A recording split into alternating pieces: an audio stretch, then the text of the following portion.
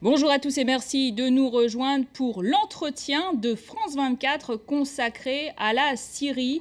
On entendait depuis quelques jours le bruit des bottes de façon pressante et pour réagir à l'attaque chimique du 21 août, la communauté internationale semblait opter pour une option militaire, une riposte des frappes, donc rapide.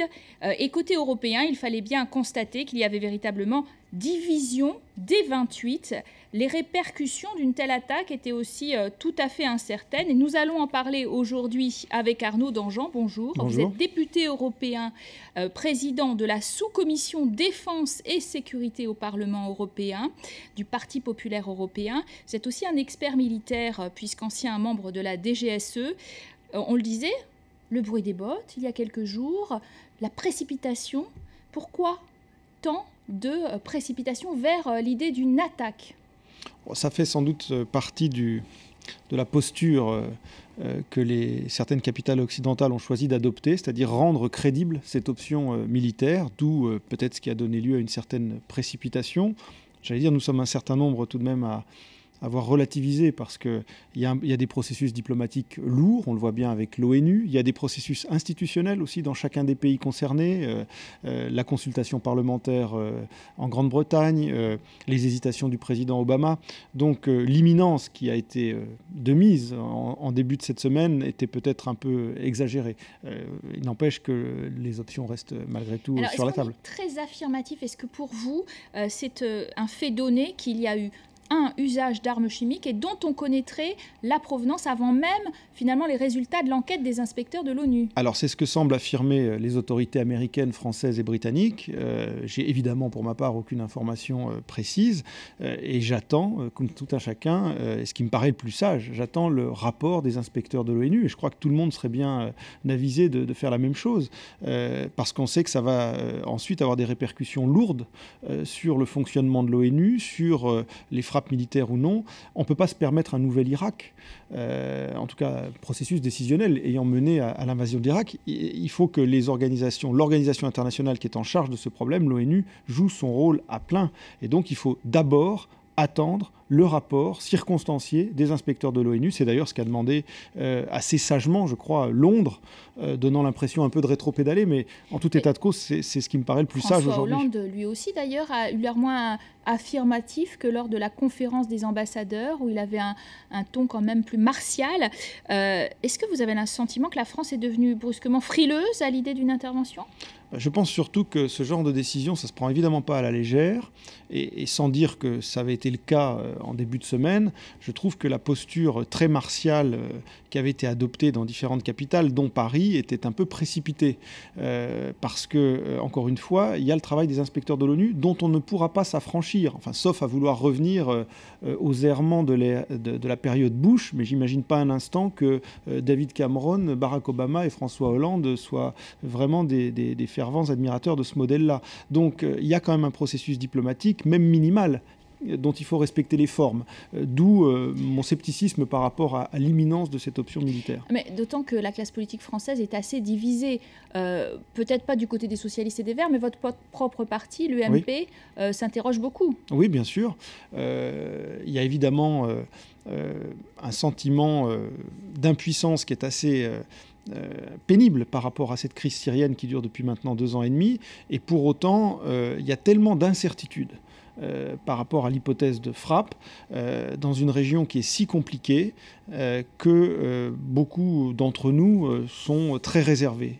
Pourtant, des gens qui, jusqu'à présent, moi j'ai été un fervent soutien de l'opération en Libye, au Mali. Il y a des interventions qui se justifient tout à fait et que j'ai pour ma part soutenu, à l'instar de beaucoup de mes collègues de l'UMP.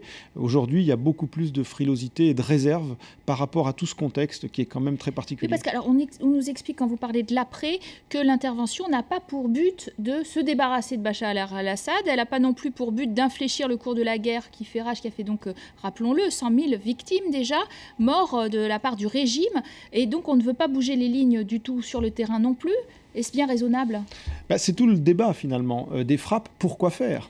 Alors on nous explique que ça sera des frappes punitives. Le président de la République a été très explicite. Il a dit c'est pour punir Bachar el-Assad. Les frappes punitives, oui, pourquoi pas. C'est pas forcément très compliqué à faire militairement. On va tirer de loin des missiles de croisière. On va détruire, envoyer un signal très précis à Bachar, qui est peut-être d'ailleurs susceptible de comprendre ce signal. Pour autant, la vraie incertitude, c'est qu'est-ce qui arrive après. Est-ce qu'on en reste à ces frappes, j'allais dire, pour solde de tout compte, ou alors, est-ce que ces frappes enclenchent une autre mécanique alors évidemment, Genève 2, un nouveau dialogue, mais avec quelle opposition? Parce qu'on a l'impression que depuis 2 ans, la rébellion s'est radicalisée dans le sens de composantes de plus en plus islamistes. Des frappes, la vertu, entre guillemets, de certaines frappes, ça pourrait être effectivement d'avoir ensuite un processus diplomatique qui s'enclenche et des solutions qui s'esquissent là où jusqu'à présent ça a été l'impasse depuis 2 ans et demi. Mais il y a aussi d'autres conséquences possibles, beaucoup plus terrifiantes. Nous sommes quand même dans une région qui est explosive. On a vu les tensions qui apparaissent de nouveau au Liban voisin. On a des acteurs qui sont quand même assez excités. Je veux dire, l'Iran, le Hezbollah. Vous ne pouvez pas frapper impunément la Syrie. Enfin, il y a un risque que toute frappe, même punitive, ne soit pas comprise comme cela par les acteurs dans la région. Donc, la non-maîtrise des conséquences de ces frappes, c'est quand même l'élément majeur, à mon avis, de réserve par rapport à cette option militaire. Et en plus, quand on dit on ne veut pas que Bachar el-Assad soit déposé, parce que par contre là non plus, on ne maîtrise pas vraiment bien les conséquences des massacres possibles des Alaouites. Le problème, c'est que des frappes punitives qui ont un certain charme, là encore, pardonnez-moi l'expression, mais en disant, bon, on frappe 1 ou 2 jours, quelques objectifs militaires, et puis c'est pour solde de tout compte. Le problème de ces frappes, c'est qu'elles ne s'inscrivent dans aucune logique politique et diplomatique à moyen et long terme. Or, on sait très bien que le drame syrien ne peut se résoudre que politiquement et diplomatiquement, donc avec une stratégie beaucoup plus affinée que celle de simples frappes punitives. Alors je rappelle que vous êtes membre du Parlement européen également. Est-ce que l'Europe, elle a été visible, elle a une position commune? On n'a pas vu tellement Catherine Ashton décrocher son téléphone pour essayer de mettre d'accord les 28? Je crois qu'il ne faut pas faire de faux procès à Catherine Ashton. Clairement, le moment actuel en Syrie, ce n'est pas le moment de Catherine Ashton, en tout cas en première ligne. On peut le regretter, on peut, j'allais dire, en faire la critique facile. Je ne crois pas que ça soit très constructif. Nous sommes dans un moment où on parle d'option militaire. L'option militaire, elle est du ressort des États. Elle n'est pas du ressort de l'Union européenne collectivement.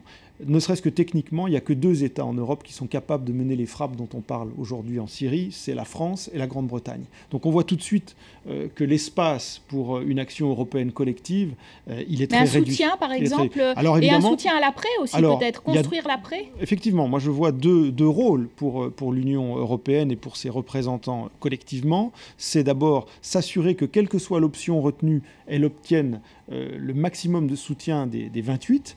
Et puis deuxièmement, c'est préparer le jour d'après.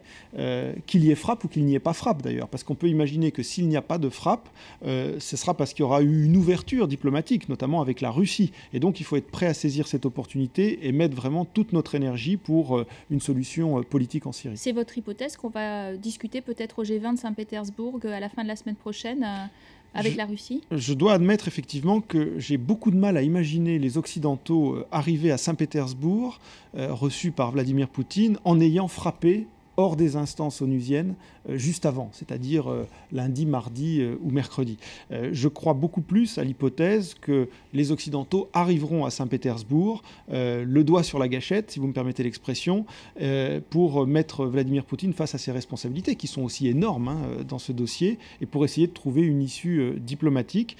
Il ne me semble pas que nous ayons intérêt à nous affranchir de la légalité internationale avant ce sommet. Les chefs d'État et de gouvernement des 20 puissances mondiales, ils ne se réunissent pas tous les 4 matins. Donc là, il y a une opportunité quand même assez unique et j'ai beaucoup de mal à imaginer qu'on gâche cette opportunité en se précipitant sur cette option militaire. Arnaud Danjean, vous étiez très présent sur le dossier des Balkans, des guerres balkaniques, avec un modèle de frappe punitive sur Belgrade pour isolé Milosevic, Slobodan Milosevic à l'époque, qui est aujourd'hui cité en exemple de ce qu'il faudrait faire en Syrie. Je pense précisément que c'est une très mauvaise analogie. Je pense que les deux dossiers n'ont absolument rien à voir, pour plusieurs raisons. La première, c'est que la région est très différente. Même si on parle de poudrière des Balkans, elle n'a rien à voir en ampleur et en nature avec la poudrière du Proche-Orient. La deuxième raison, c'est que les frappes qui sont intervenues en Serbie en 99 sont intervenues après une intensité diplomatique incroyable. Il y a eu 2 conférences de paix, il y a eu des plans de paix mis sur la table, avec les Russes, des discussions directes avec les Serbes, avec toutes les parties prenantes. Et c'est arrivé en sanction de ce processus diplomatique, les frappes. Là, on n'est pas du tout dans ce modèle-là. Il n'y a pas de processus diplomatique. Les rebelles, d'ailleurs, qui sont très divisés, ne parlent pas au régime syrien et ne veulent pas lui parler. Ils ont plusieurs sponsors. Les Russes ne sont pas vraiment inclus dans ce processus. Donc, on voit bien que les contextes sont totalement différents. Le seul point commun, ça serait de frapper en se passant de l'autorisation du Conseil de sécurité de l'ONU. Mais alors c'est vraiment la seule analogie un petit peu formelle qui existe, analogie sur laquelle planchent d'ailleurs activement tous les conseillers de Barack Obama. C'est une certaine ironie de l'histoire. Barack Obama, qui est au pouvoir pour être l'anti-Bush, se retrouve pris dans une spirale où il serait amené à se passer du Conseil de sécurité de l'ONU, ce qui a été le cas d'ailleurs de Bill Clinton, et on voit que les conseillers américains aujourd'hui essayent plutôt de mettre en avant le cas Bill Clinton plus que le cas George Bush, évidemment. Cette affaire de frappe, en 2 mots, peut bien finir ? Tout est possible, mais justement parce que tout est possible, c'est-à-dire parce que tout est si aléatoire, moi je garde beaucoup de réserves sur cette option. Merci à vous, Arnaud Danjean, d'avoir été notre invité. Merci à vous de nous avoir suivis. Vous restez bien sûr sur notre antenne pour plus d'informations.